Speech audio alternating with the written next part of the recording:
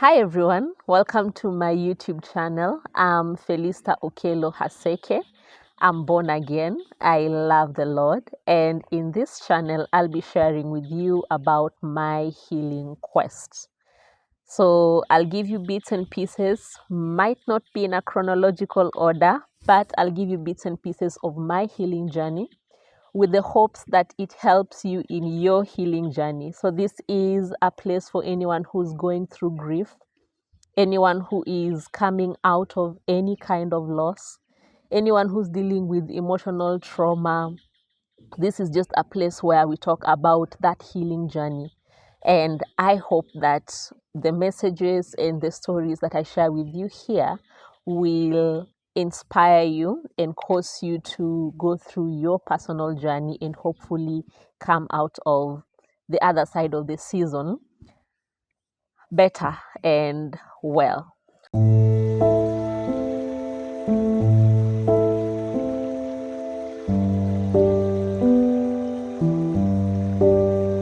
So, in this episode or in this video, I want to share with you the beginning of the healing quest, the reason why I had to go on a healing quest or a healing journey.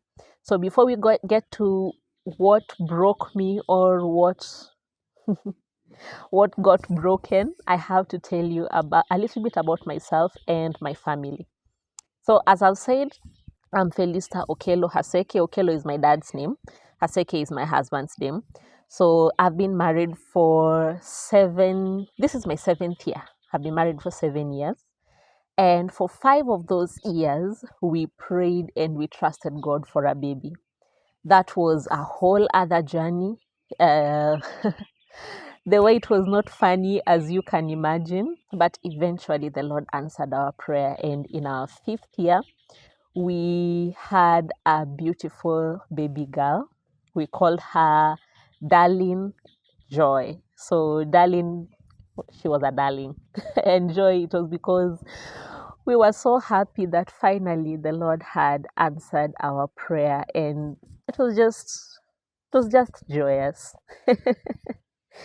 I remember the first time I laid eyes on that girl. I went through cesarean, and anyone in the audience who has gone through that, you know how it happens. You are awake, like you are half paralyzed. So when they finally got the baby out, the nurse brought her to me to see, you know how they do it. You confirm the gender and you just get to see your baby for the first time. And when I laid eyes on D, I kid you not, that girl stuck her tongue out at me. She went, and when I saw that, I was like, yep, that's my baby. Because that's something that I do quite often. Like, I to my friends, it's not very strange for me to go. It's something that I do so often. So when she did that, it was just a moment that warmed my heart. And it made me just go, yep, absolutely, that is my baby. And I got to see her face for the first time. I was so happy. I was so happy. The time when they were operating on me and doing the procedure, I was very nervous. So I kept talking to they're called what? Anesthesiologist. I hope I'm pronouncing it right. Some English words don't like me. So I kept talking to this guy so that I distract myself. But then after I saw that baby, I was so at peace. I was so calm and I was so happy. I remember when they were rolling me out, maybe it was because I was high on painkillers, but when they were rolling me out, I was so happy. I was talking to everyone. I was laughing at everyone. And then eventually they took me to my baby. I got to hold her. I cannot describe.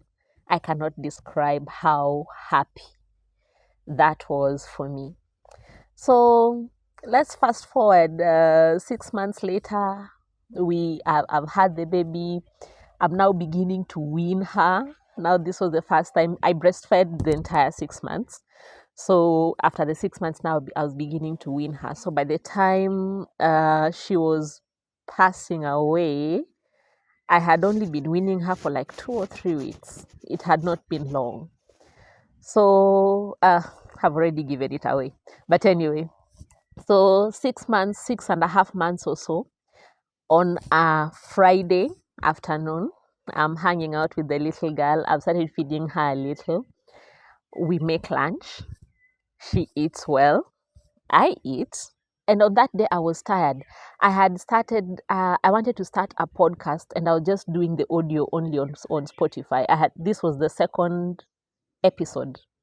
So I woke up in the middle of the night because I knew at that time it's quiet, and should the baby wake up, the dad is around, will help me.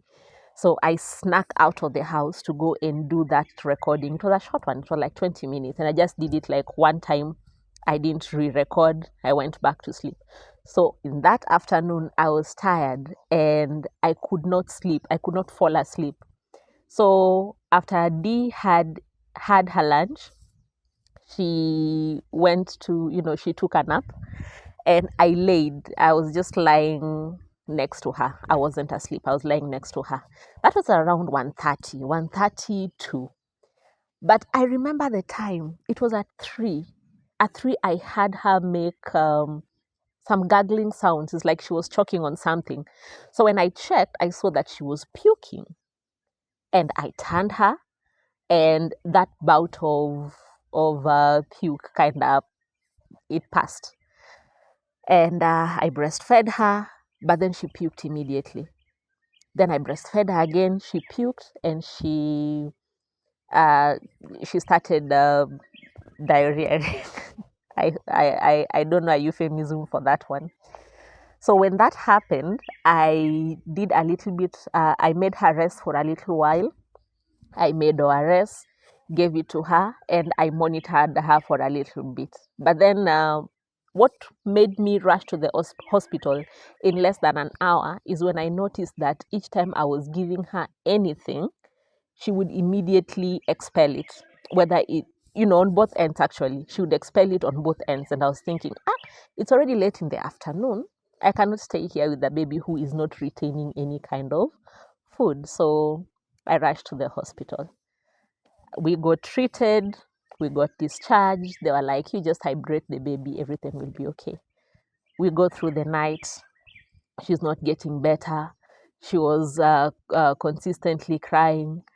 By dawn, I think she felt a little bit better, and so I also finally slept.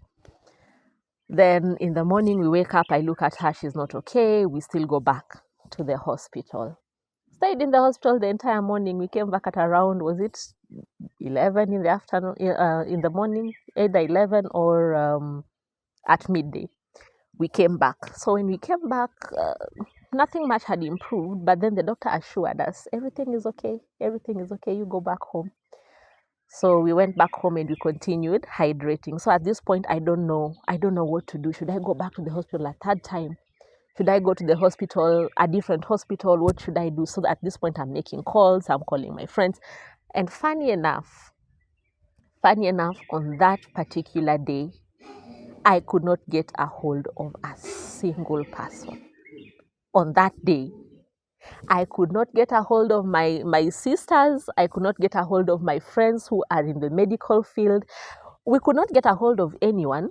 One person received a call, but she was also in a function, so she didn't even give me her full attention. We didn't get anyone. So by the time it's getting to around 3:30, the situation is not so good. So at this point, we are wondering, should we really go to the hospital? Gets to around 4. We decide, okay, fine, now it's time. Let's just go. We'll go to any hospital because the baby is not doing well. Unfortunately, by the time we were now going to the hospital, things were already not so good. And by the time we were getting there, the girl was DOA. Like, she didn't make it to the hospital the third time. So I remember when she was finally pronounced dead, one of the things that I kept blaming myself for a long time, sometimes even now that I am doing much, much better, sometimes I keep wondering, had I just gone to the hospital at 2? had I just maybe gone a third time to a different place. But then you see, there was that bit of everything had been checked. There was no infection. There was nothing, and the only thing we were told is to hydrate the baby. So that's how we had the baby, and that's how the baby went. My baby got sick in less than 24 hours, and she was gone. So from 3 on Friday, by 6 Saturday, we were making plans and wondering which funeral home should we take the little girl to. To say that was traumatizing is an understatement, is a major understatement, because how how did I go from having a healthy baby at 1 on Friday to choosing a funeral home on Saturday in the evening? I, I, I don't know if you're getting my point. Like it didn't make sense to me. It didn't make sense at all. What exactly did she die of? Eventually they ruled it for dehydration, but then you're thinking, okay. Anyway, so that came and went. So you can imagine we waited for the girl for 5 years. We had her for 6 months, 6.5 months, and then she was gone. So I remember when I received that news, of course, there was the crying, there was the picking the place, leaving the girl at the mortuary I think, was the most traumatizing for me. We got to the funeral home. You hand them your baby. They go with that baby to a small room, and then they come back with the baby. They have stripped her of her clothing and are wrapping her in a leso. What's a leso in English? They're wrapping her in some sort of a sheet. And then they hand you back her clothes. That, the time we were handing the baby over, you kind of hope that there is a miracle. A miracle can still happen, even on that table, on that steel table. A miracle can still happen. But then when they give you the baby's clothes and the baby is remaining there covered in something, it hits home. It hits home, and that was traumatizing. And then there was coming back to the house. Coming back to the house, and bad news travels fast. Bad news travels so fast. By the time we were coming to the house, our friends were here. Our friends and relatives were already at home. I loved that bit. I loved that bit because it was nice to not be alone. It was nice to not be alone. So we got here, then their friends and family. And there is having to tell the story for the first time.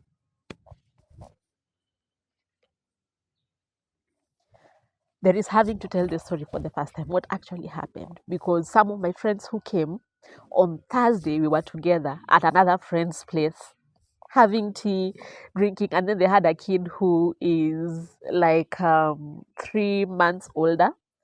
So Dee really enjoyed, because she was 3 months older and was already kind of trying to walk. Dee was really excited about that, and she made me hold her while she was following this other little girl around. And they couldn't just wrap their heads around the fact that the girl that was okay on Thursday is now no more. And that one was also heartbreaking.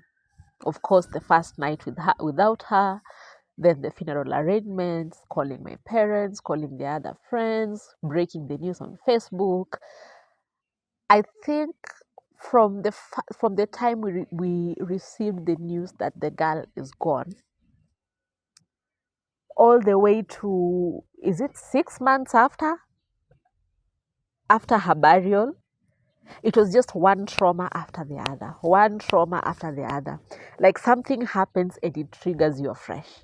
Something happens and it triggers you afresh. And it took me quite a long time for me to purposefully begin my healing journey. To me, purposefully try to do something towards my healing, whether it was just getting out of the house, whether it was calling people, whether it was looking for help, it took me quite some time. And I remember the healing quest, the one that you see on Facebook, officially started in October. We lost Darlene in July. But October, that's when I was beginning to see, no, things are not going well. That's when I started doing the healing quest. So at that time in October, what had happened, I think I'll go into detail with the different experiences in different videos, but here is the general thing that happened. I had experienced a major trigger, like one of those things that really take you back to the day the girl died, that take you back to the experiences of the funeral and all. I had had a major one, I think in that month. No, in the previous month. And that caused me to kind of withdraw into myself. And for a long time, the only other person that I would talk to openly, other than my husband, was my sister, the one that I keep calling my calming goat. She was the one I would talk to. But then it got to a point where even talking to her became a problem. At some point, they were my only points of socialization. Like it was just my husband and my sister. Everybody else, I'm fine, I'm okay.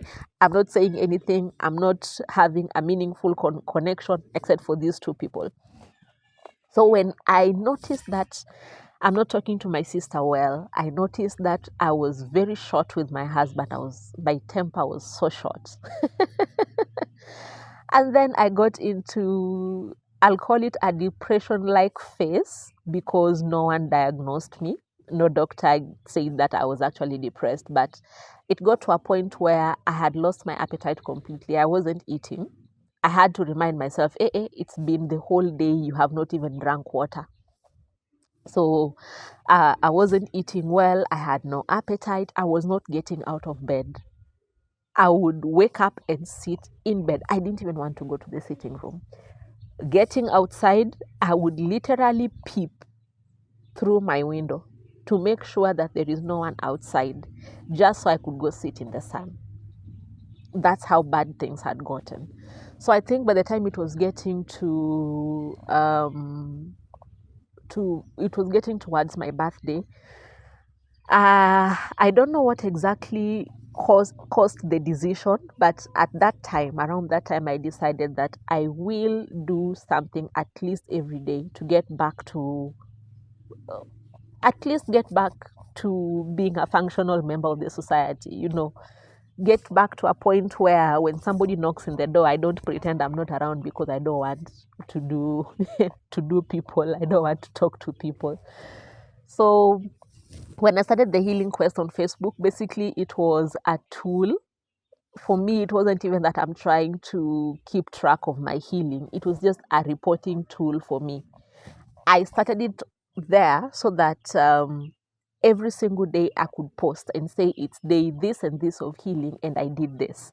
So sometimes in the first 100 days or so of the healing quest, sometimes I did things towards my healing just so I could have something to post. Not because I felt like it, not because I was feeling super strong on that day, but I would go outside, I would call a friend just so I could be able to report and say, I did this on my healing quest today.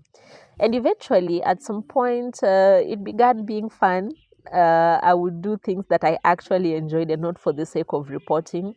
It got to a point where I didn't actually need to report what I did because I didn't need the I didn't need somebody to keep me accountable, to have to do something towards my healing journey. And that's it. That's what happened. That is what broke me. I had waited for a baby for 5 years, got it in my fifth year, got the baby in my fifth year, had the baby for 6 months, the baby went, and that wasn't a very good experience, and then the healing journey began. So now that you know a little bit about me, I hope that as we continue doing the other stories, as I continue sharing the lessons I learned during my healing journey, you at least have a picture, an idea of what led to this healing quest. It's not just me researching things out there and sharing them with you. This is actually what I went through, and most of these things are going to be uh, my personal stories. They're going to be stories of the people I met along my healing journey. They're going to be basically things that inspired me. Of course, some of them I didn't know the explanation behind them while I was going through. Like the one thing I learned was the importance of sitting in the sun. I didn't know the importance or the explanation behind it. But then, because now I'm sharing it with you, I researched a little bit about it so that when I give you, I can also share a more factual video. So that's it for today. This is what you're signing up for. This is what you're signing up for. Just me sharing my healing journey with you. I hope that you will be encouraged. I hope that you will have a good time. And should you know somebody who is going through grief of any kind, please share this video with them. During my healing journey, I have learned of and uh, should I say met? Let me just say learned of so that you don't start putting two and two together. Several people who didn't really recover from their trauma, didn't really recover from their grief. A few people have ended up losing their lives or taking their own lives because they could not cope after it. So as much as it's not something that maybe you are going through right now, it's something that somebody else could need. So feel free to share these videos with your friend, and remember to like, and what do they usually say? You like the video, you subscribe to the channel, and you ring the notification bell. Until next time, bye.